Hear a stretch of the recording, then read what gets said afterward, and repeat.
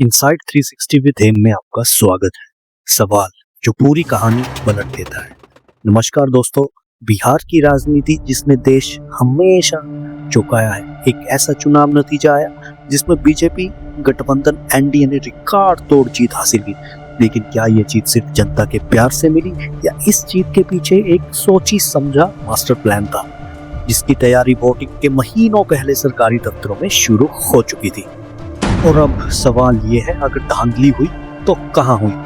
आइए अब डिटेल में समझते हैं इस पूरी चुनाव प्रक्रिया में क्या क्या हुआ। वोटर लिस्ट में सफाई के नाम पर छटाई। कहानी की शुरुआत होती है सबसे बुनियादी जगह से, वोटर लिस्ट से। चुनाव आयोग ने लिस्ट में साफ करने के लिए एक बड़ा अभियान चलाया जिसे स्पेशल इंसेंटिव रिवीजन कहा जाता है, मींस SIR। यह सफाई नहीं थी, यह निशाना साधकर वोट काटने का एक अभियान था। और टारगेट पर कौन था? शुरुआत में लगभग 23 लाख लोगों के नाम लिस्ट से हटाया गया, जिसमें खासकर दलित लोग और मुस्लिम महिलाएं इसमें शामिल थी। और ज्यादातर इन नामों को उन 59 सीटों से हटाया गया जहां पर 2020 में मुकाबला बेहद नजदीकी था। मतलब एक खास वोट बैंक को चुपचाप घर में बैठा दिया गया। साथ में लिस्ट साफ करने के लिए एक खास सॉफ्टवेयर यूज होता है जो फर्जी या डुप्लीकेसी वाले नामों को पकड़ता है। लेकिन बिहार की लिस्ट बनाते समय इस धोखाधड़ी पकड़ने वाले सॉफ्टवेयर को जानबूझकर स्विच ऑफ कर दिया गया।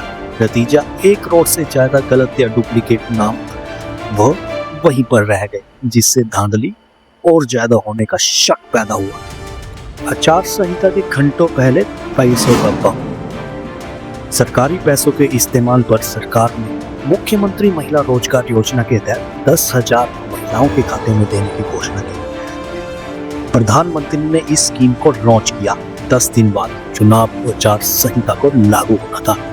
आचार संहिता लागू होने से सिर्फ 1 घंटा पहले सरकार ने 14,000 करोड़ निकाल कर 1.25 करोड़ महिलाओं के खाते में डाल दिए। इतनी बड़ी रकम और वो भी चुनाव आचार संहिता से पहले। शक तो पैदा होता है। सबसे चौंकाने वाला ये था कि चुनाव आयोग ने पहले दूसरे राज्यों में ऐसी स्कीमों को आचार संहिता लगते ही रोक दिया था, लेकिन बिहार में आयोग ने इस बड़े पेमेंट पर कोई रोक नहीं लगाई। विपक्ष के लिए नियम सख्त और सत्ताधारी दल के लिए ठीक। सवाल तो पैदा होते हैं। चुनाव और जमीन से उठकर सोशल मीडिया पर आ गया था।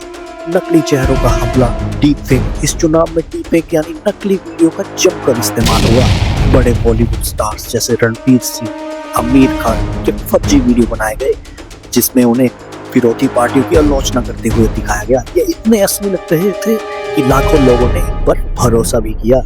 बीजेपी की रैलियों का एक पैटर्न था, पहले सरकारी योजनाओं के लिए आभार जताना और फिर एक अंदरूनी दुश्मन की पहचान करवाना, जिससे जंगल राज, पिछली सरकारों के डर का याद दिलाना, कुछ खास इलाकों में घुसपैठिए जैसे शब्दों का इस्तेमाल करना। इस तरह जात पात या धार्मिक भावनाओं के आधार पर वोट मांगने के आचार संहिता के नियमों का एक उल्लंघन था। इस तरह चुनाव महंगाई या बेरोजगारी से हटकर डर और पहचान की राजनीति पर केंद्रित हो गया।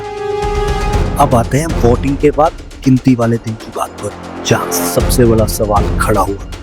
वोट ज्यादा, सीट कम। 2020 के नतीजों की बात करें तो विपक्ष की पार्टी आरजेडी को बीजेपी से ज्यादा वोट मिले थे। आरजेडी का वोट शेयर बीजेपी और जेडीयू दोनों से ज्यादा था। फिर भी आरजेडी हार गई और एनडीए जीत गया। आरजेडी समर्थकों ने इसे पहेली बताया और आरोप लगाया उनके कई उम्मीदवारों को जबरदस्ती हटाया गया। और साथ में वो 30 मिनट कहाँ गए जब नालंदा जिले में ईवीएम रखे जाने वाले स्ट्रॉन्ग रूम में लगे CCTV के कैमरे अचानक बंद हो जाते हैं और 30 मिनट के लिए बंद होते हैं। और उस आधे घंटे में क्या क्या हुआ, जिससे गिनती और आंकड़ों में ट्रांसपेरेंसी की कमी में धांधली के इस शक को और गहरा कर देता है। चुनाव जीतने के लिए जबरदस्त प्रचार, सोशल मीडिया टीम और बड़ी रैलियां चाहिए। इसके लिए पैसों का असीमित भंडार होना बहुत जरूरी है। बीजेपी के पास एक ऐसी खुफिया ताकत है जो उन्हें प्रचार का अपार पैसा देती है। इलेक्टोरल बॉन्ड, ये वो चंदा है जिसका स्रोत पता लगाना मुश्किल है। एक रिपोर्ट यहाँ तक बताती है कि बीजेपी की कुल आय का 54% इसी खुफिया चंदे यानी इलेक्टोरल बॉन्ड से आया है। और अगर आपके पास इतना बड़ा पैसे का अपार भंडार हो तो आप एक कदम आगे ही रहते हो। वर्ल्ड बैंक का पैसा 14,000 करोड़ रुपए, यह पैसा किसी और स्कीम के लिए आया था, लेकिन इसे सिर्फ चुनाव के लिए डाइवर्ट कर दिया गया। इतनी बड़ी धांधली जो कि बहुत बड़े सवाल पैदा करती है। बीजेपी इन सभी आरोपों को निराधार बताती है और उनका कहना यहाँ तक है कि उनकी जीत उनके बेहतर काम और जनता की स्टेबिलिटी के भरोसे का नतीजा है। लेकिन जब चुनाव को निष्पक्ष कराने वाला चुनाव आयोग खुद बार बार सवालों के घेरे में है, तो क्या जीत को हमेशा एक निष्पक्ष नतीजा माना जा सकता है? आप इस बारे में क्या सोचते हैं? अपनी राय कमेंट बॉक्स में जरूर बताइए। मिलते हैं अगली कहानी के साथ। जय हिंद, जय भारत।